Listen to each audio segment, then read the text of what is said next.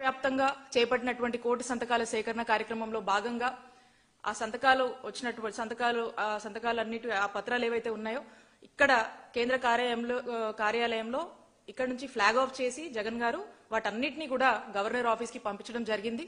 ఆ తర్వాత మా నాయకుడు జగన్మోహన్ రెడ్డి గారు ఈ రాష్ట్రంలో రాష్ట్ర ప్రజల యొక్క ఆవేదనని ఈ మెడికల్ కాలేజ్ ప్రైవేటైజేషన్ ఏదైతే చంద్రబాబు నాయుడు గారు చేస్తున్నారో రాష్ట్ర ప్రజలు తీవ్రంగా దీన్ని వ్యతిరేకిస్తున్నారని, ఇది రాష్ట్ర ప్రజల ఆలోచనకు, రాష్ట్ర ప్రజల ఆరోగ్య భద్రతకు పూర్తిగా వ్యతిరేకంగా చంద్రబాబు నాయుడు గారి ప్రభుత్వం అడుగులు వేస్తుందని, మరి మేము మా హయాంలో జగన్మోహన్ రెడ్డి గారి హయాంలో 17 గవర్నమెంట్ మెడికల్ కాలేజ్ తీసుకురావాలనేటువంటి ఉద్దేశంతో ఏ విధంగా మేము అడుగులు ముందుకు వేసి ఒక 7 మేము తీసుకొచ్చి అందులో ఒక 5 ప్రారంభించాము. ఇంకా మిగతావి కొన్ని కంప్లీట్ అయినవి, కొన్ని కంప్లీట్ కానటువంటి ఆ 10 కాలేజీలను పీపీపీ అని ముసిగేసి ప్రైవేటైజేషన్ అని చెప్పి ఏ విధంగా చంద్రబాబు నాయుడు గారు ఈ కాలేజీలని ప్రైవేటైజేషన్ పేరుతో అమ్ముకుంటున్నారో, ఒక స్కామ్ చేస్తున్నారనేటువంటి విషయాలన్నీ కూడా గవర్నర్ గారితో మా నాయకుడు జగన్మోహన్ రెడ్డి గారు చెప్పడము అండ్ ఈ కోటి సంతకాల సేకరణ రాష్ట్ర వ్యాప్తంగా 175 నియోజకవర్గాల్లో ఏ విధంగా దీన్ని చేపట్టాము, ప్రజలు స్వచ్ఛందంగా ఎలా వచ్చి ఈ కార్యక్రమంలో భాగమయ్యారు, చంద్రబాబు నాయుడు గారు తీసుకున్నటువంటి మెడికల్ కాలేజ్ ప్రైవేట్ వారు కూడా అవన్నీ విని వారు కూడా చాలా సానుకూలంగా స్పందించారు.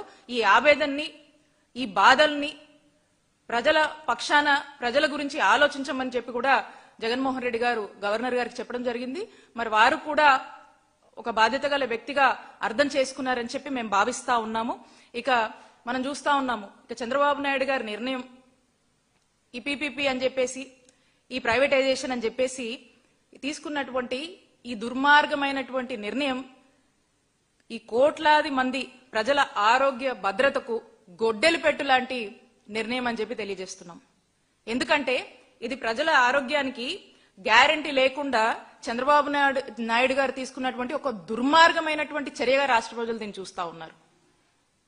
సిబిఎన్ గారు చంద్రబాబు నాయుడు గారి నిర్ణయాన్ని వ్యతిరేకిస్తూ 1 కోటి మందికి పైగా కూడా సంతకాల ద్వారా మరి ఈ ప్రభుత్వానికి చెంప చెల్లుమన్నా కూడా వీళ్ళకి ఇంతవరకు కూడా బుద్ధి రావట్లేదని చెప్పి మనం చూస్తా ఉన్నాము.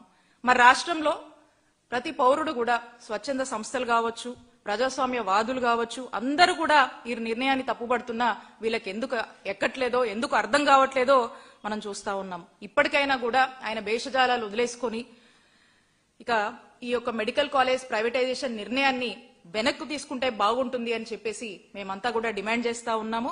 తీసుకోకపోతే ఈ ప్రజా ఉద్యమాన్ని ఇంకా కూడా కొనసాగిస్తాము, దీన్ని లీగల్ గా ఫైట్ చేస్తాము, కోర్టులను కూడా మేము ఆశ్రయిస్తామని చెప్పి తెలియజేసుకుంటూ వైఎస్ఆర్ కాంగ్రెస్ పార్టీ పోరాడుతూనే ఉంటుంది ప్రజల పక్షాన అని చెప్పి మరొకసారి తెలియజేసుకుంటా ఉన్నాము. అకార్డింగ్ టు ఆర్టికల్ 21 మనకు తెలుసు, మన కాన్స్టిట్యూషన్ లో ప్రతి పౌరుడు కూడా విద్య, వైద్యం అనేది ఇట్స్ అ ఫండమెంటల్ రైట్. మరి ఒక ఫండమెంటల్ రైట్ ని ఈరోజు కాపాడాల్సినటువంటి ప్రభుత్వమే, కాపాడాల్సినటువంటి ముఖ్యమంత్రి గారే మరి ఈ రోజున బోడుగుంకి మోకాలకి ముడిపెడుతున్నారు. ప్రజాస్వామ్యంలో లేదు, మీ పనితీరు ఏం బాలేదు, ప్రభుత్వ పనితీరు ఏం బాలేదని చెప్పని కలెక్టర్లకి ఎస్పీలకి చెప్తున్నారు. అంటే ఆయన ఎప్పుడు మాట్లాడుతున్నాడు ఈ మాటలు? 2 సంవత్సరాలు పూర్తవుతున్న సందర్భంగా, అంటే తను ముఖ్యమంత్రిగా ప్రమాణ స్వీకారం చేసి 2 సంవత్సరాలు పూర్తవుతుంటే ఆయన మాట్లాడుతున్నటువంటి సూక్తి ముక్తావళి, ఆయన భాష్యం చెప్తున్నాడు. కలెక్టర్లు మీరు పనిచేస్తున్నామని అనుకుంటున్నారు, నేను కూడా మీరు బాగా పనిచేస్తున్నారు అనుకుంటున్నాను, కానీ అంతా సున్నా, ఏం పని జరగట్లేదని చెప్పని చెప్తాడు. అంటే ఏంటి? వాళ్ళనేమో పని చేయనివ్వు నువ్వు, ఏ జిల్లా కలెక్టర్ని, ఏ ఐఏఎస్ ఆఫీసర్ని, ఏ ఐపీఎస్ ఆఫీసర్ని, ఏ జిల్లా ఎస్పీని పని చేయనివ్వకుండా ఆంక్షలు విధిస్తారు. మొట్టమొదటి కలెక్టర్ కాన్ఫరెన్స్ ఏం చెప్పారు చంద్రబాబు నాయుడు గారు? మీరు ప్రజలను కూడా, ఆంధ్ర రాష్ట్ర ప్రజలను కూడా ఒకసారి గుర్తెచ్చుకోమని చెప్తున్నాను. ఏం చెప్పాడే అంటే కలెక్టర్లను ఇవ్వంగానే ఎస్పీని కూర్చోబెట్టి, మనది ఇటువంటి గవర్నెన్స్ కాదు, మనది పొలిటికల్ గవర్నెన్స్, మా కార్యకర్తలందరూ కూడా వస్తారు, వాళ్ళకి మర్యాద ఇవ్వండి, మా ఎమ్మెల్యేలతో మీరు మాకు కంప్లైంట్లు రాకుండా చూసుకోండి. ఎవరిని ఎస్పీలని కలెక్టర్ని నారా చంద్రబాబు నాయుడు గారు ముఖ్యమంత్రిగా అవ్వగానే మొదటి కలెక్టరల్ కాన్ఫరెన్స్లో ఎస్పీ కాన్ఫరెన్స్లో చెప్పింది. ఇవాళ ఏం చెప్తున్నాడు? మీరు పని చేయటం చేత కావట్లేదు, మీ పనితీరుని ప్రజలు మెచ్చుకోవట్లేదు అంటున్నాడు. కలెక్టర్ల పనితీరు అంటే కలెక్టర్లు ఎవరు? ఉద్యోగస్తులు ఎవరు? ఈ ప్రభుత్వానికి కేవలం డెలివరీ మెకానిజం మాత్రమే. ఆలోచన చేసేది ప్రభుత్వాన్ని అంటే కలెక్టర్లకి ఎస్పీలకి దిశానిర్దేశం చేసేది ఎవరు? రాష్ట్ర ముఖ్యమంత్రి, మంత్రి మండలి. అంటే కలెక్టర్లు సరిగ్గా పనిచేయట్లేదంటే దాని అర్థం ఏంటి? ఎస్పీలు సరిగ్గా పనిచేయట్లేదంటే దాని అర్థం ఏంటి? నారా చంద్రబాబు నాయుడు గారు మీరు మీ మంత్రి మండలి పనితీరు బాగోలేదని కదా తప్పు మీ దగ్గర పెట్టుకుని దోషులను ఎవరిని చేస్తున్నారు? ఐఏఎస్ ఆఫీసర్ని, ఐపీఎస్ ఆఫీసర్ని దోషులను చేసేటువంటి ప్రయత్నం. అంటే ప్రజల దగ్గరేమో మీరు పత్తిత్తా, మీ మంత్రులు పత్తిత్తులా, మీ ఎమ్మెల్యేలు పత్తిత్తులా, పతివత కబుర్లు చెప్తూ ఇవాళ మీరు కలెక్టర్లని ప్రజలకేమో వీళ్ళు పనిచేయట్లేదు. దాని అర్థం ఏంటి? చేతకాని ముఖ్యమంత్రి, చేతకాని ప్రభుత్వం అనే కదా. ఏ చంద్రబాబు నాయుడు గారు? చేతకాని ముఖ్యమంత్రి, చేతకాని ప్రభుత్వం, మంత్రిమండలిని కాదా ఇది దీని అర్థం? కలెక్టర్ల పనితీరు, ఎస్పీల పనితీరు ప్రజలకు నచ్చట్లేదంటే ఏంటి? వాళ్ళది కాదు, మీ పనితీరు అనేది కూడా గుర్తుపెట్టుకోమని చెప్తూ ఆయన ఇంకోటి మాట్లాడుతున్నాడు. మొదటిది, పార్టీ ఇచ్చిన కార్యక్రమాలు తూచా తప్పకుండా మనం అమలు చేద్దాం, కలిసికట్టుగా చేద్దాం. మీరు చేసే కార్యక్రమాలన్నీ మై టీడీపీ ద్వారా అందరు డౌన్లోడ్ చేసుకున్నారా? మై టీడీపీ డౌన్లోడ్ చేసుకున్న వాళ్ళు అందరు చేతులు పైకెత్తండి. అబ్బా, అందరు చేసుకున్నారు. వీళ్ళు చేయాల, వాసు చేశారు, మిగతాలు చేయాల. మై టీడీపీ ద్వారా మేము టాస్క్ ఇస్తాం. కారణం ఏంటంటే మీరు చేస్తున్నారో లేదో, ఎవరు చేస్తున్నారో ఎట్లా తెలుసుకుంటాం? ఇప్పుడు పెన్షన్ ఇస్తున్నాం, బూత్లో మనం ఉంటాం, వెళ్దాం, మమ్మైక్యం అవుదాం. ఎందుకంటే 4,000 రూపాయలండి, అంటే సంవత్సరానికి సుమారు 48,000 రూపాయలు మనం ఇస్తున్నాం. చాలా పెద్ద అమౌంట్ అది. అది మనం చెప్పుకోవాలి. వికలాంగులకి ఇచ్చినప్పుడు మనం చెప్పుకోవాలి. రేపు తల్లికి వందనం ఉంటుంది, చెప్పుకోవాలి. ఏదో ఇచ్చేసామని కాదు, వెళ్ళాలి, మాట్లాడాలి, మమైక్యం అవ్వాలి. ఇప్పుడు వాసు పెద్ద మాట అన్నాడు ఈరోజు, మంగళగిరితో పోటీ పెడతానని. ఈ సభాముఖంగా ఛాలెంజ్ నేను స్వీకరిస్తున్నాను. సమయం లేదు మిత్రమా, సమయం లేదు. యుద్ధమే, సమరమే, అయిపోయింది నీ పని. ఛాలెంజ్ నేను స్వీకరిస్తున్నా. ఓయ్, ఒకవైపు చూడు, రెండో వైపు చూడాలనుకోదు. ఫ్లూట్ జింక ముందలేదు, సింహం ముందల కాదు. వన్ అండ్ ఓన్లీ జై బాలయ్య.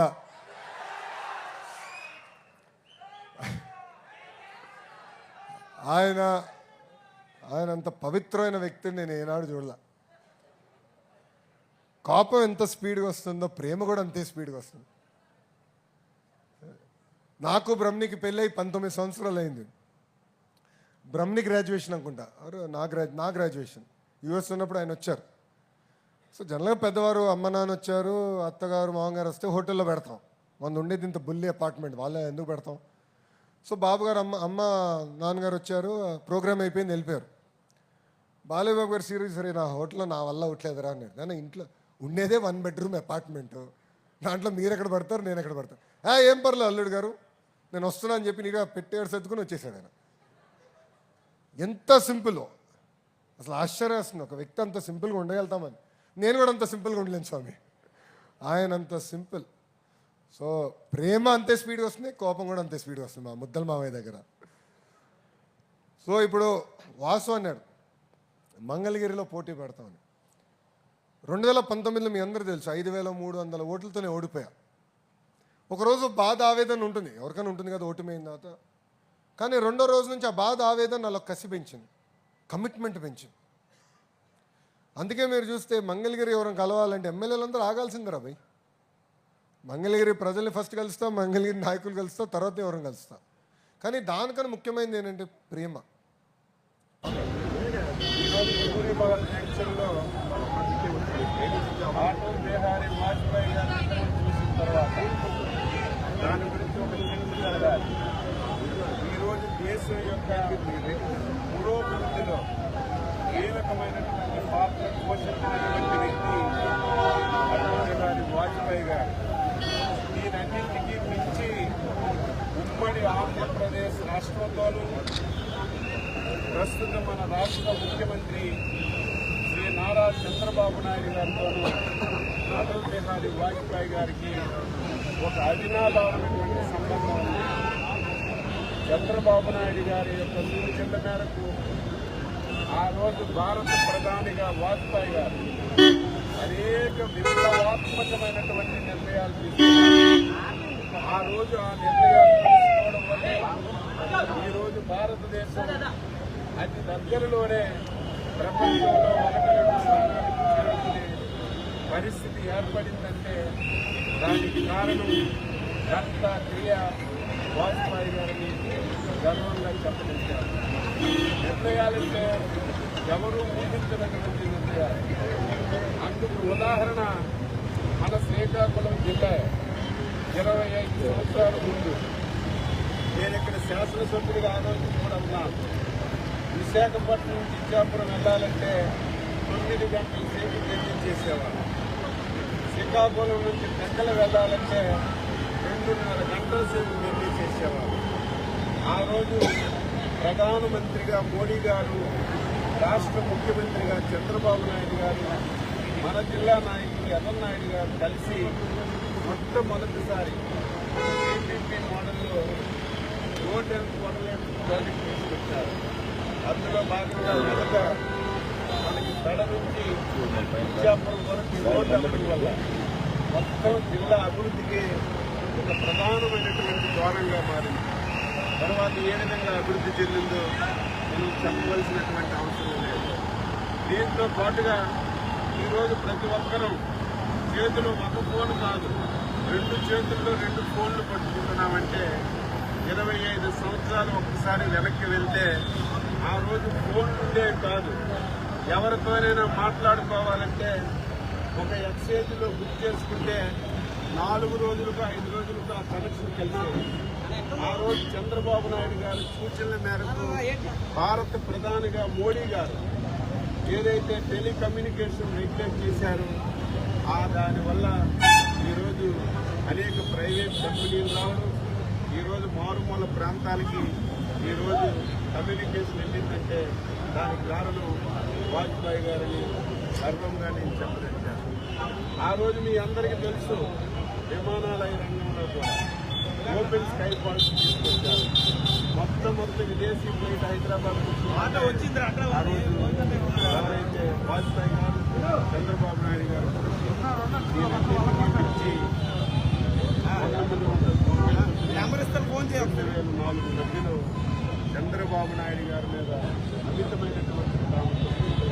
ఆ రోజుకే ఆహార నిల్వలన్నీ గోడౌన్స్లో ఉండిపోతే ఆటవిక పాలనను మేము మా పేపర్లలో రాస్తానో లేదా మా టీవీలలో మాట్లాడితేనో లేదా సోషల్ మీడియాలో ఏదైనా పోస్టులు పెడితే ఇమ్మీడియట్గా కేసులు కట్టి మమ్మల్ని రాష్ట్రం అంతటా కూడా జైళ్ళకు పంపే కార్యక్రమం మీరు మొదట ముఖ్యమంత్రి అయిన రోజు నుంచి ఇప్పటి వరకు కొనసాగిస్తూనే ఉన్నారు. దయచేసి మేము కూడా మా పార్టీ లీడర్లను, మా మాజీ ముఖ్యమంత్రి వైఎస్ జగన్మోహన్ రెడ్డి గారిని మొదలుకొని మా ఎమ్మెల్యేలను, మా మాజీ ఎంపీలను, మినిస్టర్లను, తర్వాత మా లీడర్లను అందరినీ కూడా విపరీతమైన అనాగరికమైన భాషలో మీరు కూడా తిడుతూ ఉన్నారు. నేను మా వైఎస్ఆర్ కాంగ్రెస్ పార్టీ శ్రేణులు కూడా ఎక్కడికెక్కడ రాష్ట్రమంతటా కూడా ఇలాంటి కేసులనే ఇప్పుడు నా మీద ఏ కేసునైతే పెట్టినారో అలాగే మేము కూడా ప్రతి పోలీస్ స్టేషన్లలో కంప్లైంట్లను ఇవ్వబోతున్నాం. దానిలను కూడా కేసులు రిజిస్టర్ చేయవలసిందిగా డీజీపీ గారు పోలీస్ వ్యవస్థను కూడా ఆదేశించాలని ఈ సందర్భంగా కోరుకుంటున్నాను. ఒక దొంగతనానికి పోయి తెల్లగా లోపల ఆ ఊరినల్లా దోచుకోవాలి, తెల్లగా కాకూడదు అంటే కోడి కుయ్యకూడదు అని కోడి గొంతును కోసినట్లు, కోడి గొంతును కోస్తే తెల్లగా ఏది ఆగిపోదు. మీరు దయచేసి అర్థం చేసుకోవాలి. అలాగే ప్రశ్నించే గొంతును ఒకటోరనో అంచివేస్తే మిమ్మల్ని ప్రశ్నించే గుణము ఈ రాష్ట్రంలో ఎక్కడ కూడా ఆగిపోదు అనేది మీరు గుర్తుపెట్టుకోవాలని ఈ సందర్భంగా తెలియజేస్తున్నాను. ఇప్పటికైనా సద్విమర్శను, సహేతుకమైన విమర్శను మీరు స్వీకరించాలి, లేదా దానికి రీజాండర్ ఇవ్వాలి, లేదా డిఫమేషన్ చేసుకోవాలి. అంతేగాని కేసులను రిజిస్టర్ చేయించే సాంప్రదాయానికి ఇప్పటికైనా మీరు పులి స్టాప్ పెట్టి సక్రమమైన మార్గంలో ముందుకు వెళ్ళాలని ఈ ప్రభుత్వాన్ని నేను కోరుకుంటున్నాను. సార్, ఇప్పుడు ఏ కేసు మీద మిమ్మల్ని పిలిపించారు సార్? మీకు ఏ కేసు మీద మాట్లాడినాను అన్న దానిపైన కేసును రిజిస్టర్ చేసినారు. ఆ కేసులోనే ఈరోజు 41 నోటీసును ఇవ్వటం జరిగింది. తదుపరి దీన్ని కోర్టులో తేల్చుకుంటాం. దాదాపు 18 నెలలు పూర్తి చేసుకుంటున్నది. అధికారంలోకి వచ్చినప్పటి నుంచి కూడా జగన్మోహన్ రెడ్డి గారి కుటుంబాన్ని అయితేనేమి, వైఎస్ఆర్ కాంగ్రెస్ పార్టీ కార్యకర్తలను అయితేనేమి, లేదు మాజీ మినిస్టర్లు అయితేనేమి, మాజీ ఎమ్మెల్యేలు అయితేనేమి, ప్రతి ఒక్కరిని టార్గెట్ చేసుకుంటూ పోవడం తప్ప ఇచ్చిన హామీలను ఏవైతే మనం సూపర్ 6 అని ఇచ్చామో ఆ హామీల్లో ఒకటి కూడా ఫుల్ఫిల్ చేయకుండా అన్నీ కూడా పార్షియల్గా చేసుకుంటూ పోతూ ఒక టార్గెట్ చేసుకుంటూ పోతూ సోషల్ మీడియా వాళ్ళ మీద కూడా వందల కేసులు పెట్టడం జరిగింది. ఇక్కడ ఈ పోలీస్ స్టేషన్లో కూడా మేము 10, 15, 16